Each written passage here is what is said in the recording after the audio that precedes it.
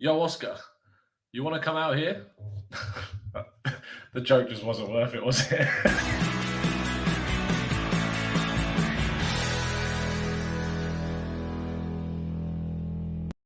Hello and welcome to the Gooner Talk. Back again with you guys for another show, for some terrible jokes, and to cover your daily Arsenal news at half time, which is the only time this evening where I've been given the chance to do this. Started some new stuff today, so it's been a hectic day of work, and then football, and then dinner, and then meant that this show is late, and then football is on. So the only time to fit this in when you guys would be able to watch it, because I know you'd be loving your football and watching it, would be during the halftime between Chelsea and Brighton. Which, I mean, it's pretty useless me talking about it, because for people watching on playback, it doesn't matter because the score will be different. But I'm seeing some nice things from Brighton, which I'm liking, and some nice things from Chelsea, which I'm not liking. So we'll skip over that and go straight into today's news, which is around an article which I've actually published today. Something that you should check out. Go over to 101 Great Goals. It's a really good news website for all your Arsenal stuff. Let me just throw it up on the screen for you here. By myself, I will not scroll down the article because I want you to read it. The link is in the description to check it out. But effectively, this news is a really odd one. It's a really odd one because I understand the premise behind Willian and David Luiz asking their good pal Oscar, of course they know very well from being at Chelsea, to join the Arsenal. But it just doesn't make any sense, really, does it? It doesn't make any sense at all for Oscar to be a target of Arsenal. I understand that he's Brazilian. I understand he's got the link with Willian and David Luiz, but he's 29 years old. He's playing in China on a ridiculous wage. And to come to Arsenal, he would not be willing to take a massive drop, and that's what he would have to take. And Arsenal are considerably interested in an attacking midfielder or a creative more type midfielder of a significantly younger age that is, in my opinion, significantly better. So whilst this is quite an interesting story and one worth reading, and you should definitely click the link in the description, it's just such a strange one. I would be very, very, very surprised if Arsenal wanted Oscar. It just doesn't make the most sense. Brazilian links I get, and Brazilian players have worked exceptionally well at Arsenal. Martinelli, really good, one of the highest rated young Brazilian players in the league. David Luiz, he's had his faults, 3 red cards, a lot of mistakes, but integral in winning us an FA Cup in that defensive line. And then this season we've seen Willian and of course Gabriel join this summer. Are only 2 real first team signings we've made, along with obviously Ceballos. And I see the want to add that kind of Brazilian core to the team, but the difference is that they are important and they are worth bringing in. Oscar, no. Just not interested. Rydog says, I'm not wasting my breath on Oscar. Colorado Gooner says, no thanks, Oscar. Nah, we're just not having you. Thank you, Carter. Thank you so much for tuning in. Thank you, Owen, for the support.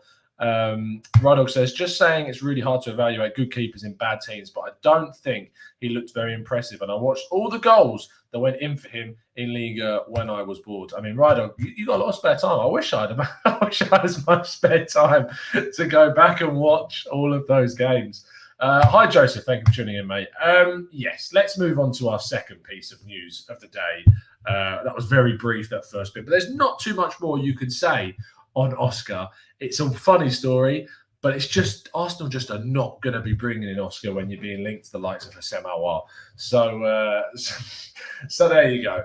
But the main story today is around, of course, the news that effectively Arsenal are going to be getting in this Icelandic goalkeeper, Alex Runarsson, or Runner Alex Runarsson, which is just an amazing, amazing name for a footballer. I was sent a really good link on whoscored.com about Alex Runarsson, and we talked about it on yesterday's podcast. You probably would have seen this, and it's easily one of the funniest things that I have seen in terms of players being linked to the Arsenal. Let me just throw it up on the screen for you guys so you can see it as well.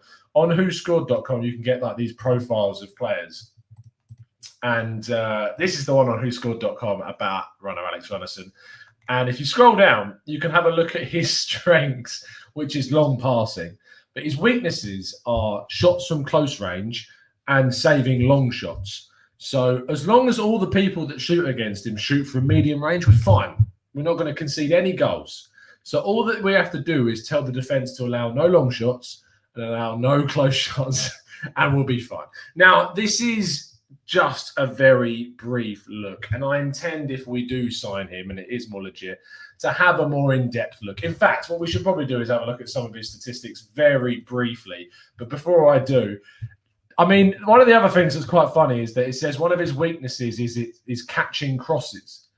And then if you look briefly under that, it says Runarsson style of play comes off his line often, which means he's coming off to either close an opponent down or coming out of his box, right out of his 6-yard box to try and claim crosses. And that's a weakness. So it's just, it doesn't make too much sense, does it? It's just a bit of a strange one. Let's go on to Y-Scout, though, our good old trusty Y-Scout, and have a look at the old statistics around the player. We love doing this, of course, on the channel. Let's just throw it up on the screen here. Here we go. So Runarsson. Let's see how good the old Runarsson is. I wonder what his heat map's like. I mean, that's a surprising heat map, is it not? Arguably the most surprising heat map we've ever seen on the channel. But no, looking at his goalkeeping, conceded goals, he averages 157 conceded goals per game, which is not great. But you have to think about the team that he's playing for. He is playing for Dijon, which are a team in France that are not exactly great, it's fair to say. If we have a look at his shots against in terms of his saves, he's getting shots against him in each game. He's saving nearly 3 in each game. So, I mean, that kind of equates to, the goals that you're conceding is going to be between those, and it's going to be 1.57. His reflex saves are around 54% of the ones that he makes. Long passing accuracy, 62.3%. It's good. Short passing is 97.4%. It always worries me, though, when you see that percentage of short passing for a goalkeeper isn't 100%. I know maybe I'm asking for too much, but if you're a goalkeeper doing a short pass and it's inaccurate, I mean, it's going to be going to someone in a really dangerous area, surely. So that one is always a bit strange, isn't it? So to look at a player like a goalkeeper and see a short passing statistic where the short passes are only 97.4%, it's still worrying. It's strange, isn't it? Let's get some of your thoughts on good old Runarsson. Christopher Fung says, heads up, I'm changing my name to Christoph Fung Christofsson. Fantastic. So I think it's one of the best known footballers we'd arguably ever have at the club. Runarsson says, Ed, it's just lazy parenting. Brilliant. Rydog talking about Oshawari going back to Milan. That's completely different. This has gone way off task. We've got tangents flying all over the place. Daniel Roberts says, I hate what Lampard said earlier about the academy. Again, we're very off topic today. Are you having the good old discussions there in the chat? It's just not on topic. But there was a point I wanted to pick up on earlier on in the video that Rydog brought up, that Iñaki Kaina's actually got a YouTube channel, which I didn't know about until literally Rydog put it in the chat. And if we have a quick look, Iñaki Kaina, apparently on his channel you can find videos of good old Runarsson at some point. So maybe it's worth going and having a look at him on the channel. But he has got a channel. It's got nearly 40,000 subscribers, so he's doing pretty well. He's nearly as good as some other Arsenal YouTubers. but yeah, no, it's interesting to see when you got one of your coaches who got his own YouTube channel. Richie says, I think Iñaki Kaina worked with him before he did. That's why you can see it on his YouTube channel, and you should just go check it out. If we're just looking in pure analysis, though, and we get down to brass tacks about this whole signing, what's good about it? And we can be as critical as we like about a guy that we're bringing in, but ultimately it's good business, because if Arsenal can end up only spending about 2 million quid on this guy, it means you're effectively making at least 14 million quid up front from the Emi Martinez deal. You're then getting another 4 million quid in terms of add-ons or in terms of late payments. And that can be reinvested then into the squad immediately. And we can use that money to bring them in, which is going to be, and when I say them, you of course know who I'm alluding to in terms of Aouar, in terms of Partey. It's a case of if we can get as much of this Martinez money into the club and really good news for the Arsenal. And being able to do that is what ultimately Arsenal need to do. So the fact that we've not gone down the David Raya route of bringing in a goalkeeper that would have effectively cost us most of, if not all, of the Emi Martinez money is the most positive thing that we could have asked for in regards to this transfer. And I think that when it comes to it, I'm not going to be focusing on too much about how good this young keeper is right now. In the future, it might matter. Leno might get injured. He might need to come in and do a good job. But at the end of the day, if it means that the money that we get from Martinez can be reinvested into the team elsewhere at the risk of having a not as good second keeper, which is, I mean, it's weird because I always look at goalkeepers and the second goalkeeping position is an odd one because Arsenal are in the predicament of having two goalkeepers that could have easily started for the team, either of them. And then you know that one of them is going to want to play regular football, and that means they're going to leave. I mean, you look at like Wojciech Szczesny, you look at Ospina, these guys, you look at Fabianski.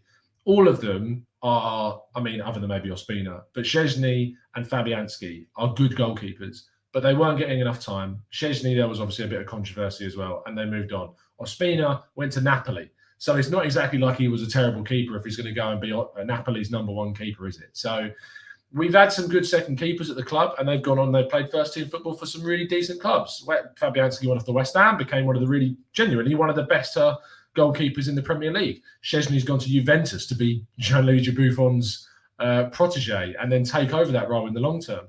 And then Ospina's gone to Napoli to take over. I believe it might have been Pepe Reina, and now he's competing with Mere, a young French goalkeeper over there. So he's obviously rated enough by those guys. The thing is now is that you look at the second goalkeeper situation at Arsenal is now, if we bring in this Icelandic guy, the difference in quality between him and Leno is significant. So if he was to get injured, Leno, or if he was to be left out, or if we do give Runarsson chances in the Europa League, etc., then there is going to be a difference in quality. My argument would be is that if it's worth bringing in a goalkeeper that's okay and it's decent rather than amazing, as good as Martinez, but it means we can reinvest that money, I'm all for that. I don't really understand how you couldn't be, to be honest. Because if you want to spend all of it on a backup keeper that's ultimately not going to be playing anywhere near as many games as our first-term keeper, and yet that then restricts you from spending money on a player that could transform your midfield, when you're just trying to weigh it up, it just doesn't make too much sense, does it? So that's my thoughts on that one. Owen Young, our good writer in the chat box, who now has got the task. Thank you to everyone that voted on our poll on Twitter. Go check us out at the Gooner Talk TV. His next biographical piece is going to be on Gabriel. The one after that's going to be on El Neni. Pause a second before I have a coughing fit.